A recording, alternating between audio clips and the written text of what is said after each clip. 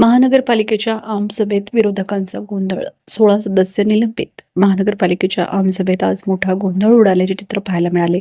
विविध विषयांवर चर्चा सुरू असताना वातावरण चांगलेच तापले आणि अखेर विरोधी पक्षातील सदस्यांनी आक्रमक भूमिका घेतल्याने सभागृहाचे कामकाज वारंवार ठप्प झाले. सभेदरम्यान वंचित बहुजन आघाडीचे स्वीकृत सदस्य सुनील इनानी हे आपले मत मांडण्यासाठी उभे राहिले असता एका सदस्याने 50 खोके एकदम ओके अशी घोषणा केल्याने सभागृहात एकच खळबळ उडाली. या वक्तव्यावरून सत्ताधारी आणि विरोधकांमध्ये तीव्र शब्दयुद्ध सुरू झाले. आरोप प्रत्यारोपांमुळे वातावरण अधिक चिघळले आणि काही सदस्यांनी घोषणाबाजी सुरू केली. गोंधळ वाढत असल्याचे पाहून महापौर शारदा खेडकर यांनी सभागृहात शिस्त राखण्याचे आवाहन केले. मात्र त्यांचा काहीच परिणाम न झाल्याने त्यांनी कठोर भूमिका घेत एकूण 16 नगरसेवकांना पुढील 3 सभांपर्यंत निलंबित करण्याचा आदेश दिला. निलंबित सदस्यांमध्ये वंचित बहुजन आघाडीचे 4 तर काँग्रेसचे 10 सदस्यांचा समावेश आहे. निलंबनाच्या निर्णयाविरोधात संबंधित सदस्यांनी सभागृहात ठिय्या आंदोलन सुरू केले. त्यांनी महापौरांच्या निर्णयाला विरोध करत घोषणाबाजी केली. त्यामुळे काही काळासाठी सभागृहाचे कामकाज पूर्णपणे ठप्प झाले. परिस्थिती हाताबाहेर जात असल्याचे लक्षात येताच महापौरांनी पोलीस प्रशासनाला पाचारण करत गोंधळ घालणाऱ्या आणि निलंबित सदस्यांना सभागृहाबाहेर काढण्याचे आदेश दिले. त्यानंतर पोलिसांच्या मदतीने संबंधित सदस्यांना बाहेर नेण्यात आले. एकदम ओके, एकदम ओके, एकदम ओके, एकदम ओके, एकदम ओके, 50 ठोके एकदम ओके. निष्ठावनाचा विजय असो, बाहेरून आलेलाचा विजय असो. 50 खोके एकदम ओके, 50 खोके एकदम ओके, 2 कोटी एकदम ओके, 4 घेतले 4, 2 कोटी एकदम ओके, 2 कोटी.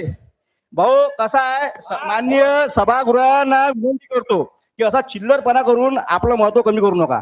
सन्माननीय सदस्य बोलायला आले तर हे काही चांगलं नाही आहे. आपण किती निष्ठावान आहोत पक्षाप्रती हे भाऊ दाखवायची काही गरज नाही आहे. महानगरपालिकेमध्ये बजेटवर मीटिंग होती आणि त्या मीटिंग मध्ये जनतेच्या हिताच्या गोष्टी विरोधी पक्षांनी कराव्या नाहीत. जेव्हा जेव्हा आम्ही जनतेच्या आणि नागरिकांच्या हिताच्या गोष्टी करतो तेव्हा तेव्हा सत्ताधारी लोक आम्हाला डिचवतात. आज आमचे सन्माननीय सदस्य वंचित बहुजन आघाडीचे स्वीकृत सदस्य इनानी साहेब हे जेव्हा बोलायला आले तेव्हा सत्ताधारीच्या पक्षाच्या काही नगरसेवकांनी त्यावर आक्षेप टिप्पणी केली. त्यामुळे श्रद्धेय बाळासाहेब आंबेडकर आणि वंचित बहुजन आघाडीचा उमेदवार यांना चालत नाही. श्रद्धेय बाळासाहेब आंबेडकर आणि वंचित बहुजन आघाडीने जे माहेश्वरी समाजाचे अल्पसंख्याक मारवाडी समाजाचे उमेदवार दिलेले आहेत, स्वीकृत सदस्य दिलेले आहेत, यांना हे खपते. त्यामुळे जनतेच्या जेव्हा हिताच्या गोष्टी असतात जसं की कचरा गाडी आहे ते मोफत करण्यात यावं, माननीय आमचे निलेश भाऊ देव यांनी प्रस्ताव मांडला आणि त्यावर सांगितलं त्यांनी मतदान घ्यावं, पण यांना ते कबूल नाही आहे.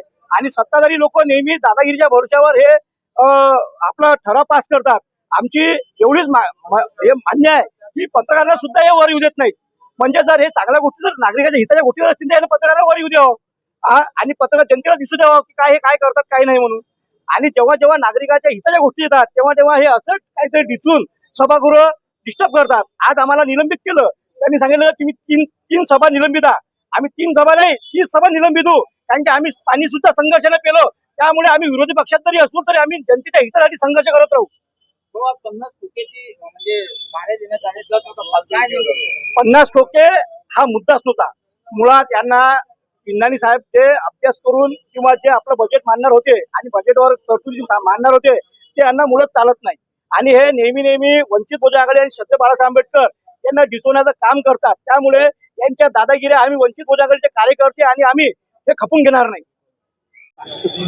आज अकोल्याचं सुवर्ण महोत्सवाचं बजेट होतं, रौप्य महोत्सवाचं बजेट होतं. रौप्य महोत्सव अकोलेकरांना काय देणार याची प्रश्नाचे उत्तर देऊ नाही शकले, म्हणून कोणत्याही विषयावर आक्षेपार्थ बोलून बाळासाहेबांनी दिलेला जो सैनिक आहे त्याला डिवचण्याचा प्रकार झाला. बाळासाहेबांनी दिलेला सैनिक हा सर्वसामान्य घरातला असतो, तो असा डिवलेला जात नाही. तुम्ही किती बोला काही करा, आम्ही संघर्ष करत राहू हे या सत्ताधाऱ्यांना सांगतोय. आम्ही घंटागाडीवर मतदान मागितलं की मोफत द्या, त्याच्या उत्तर देऊ नाही शकले. सामान्य अकोलेकरांना तुम्ही 25 वर्ष झाले काय दिलं त्याच्या उत्तर देऊ शकले नाही.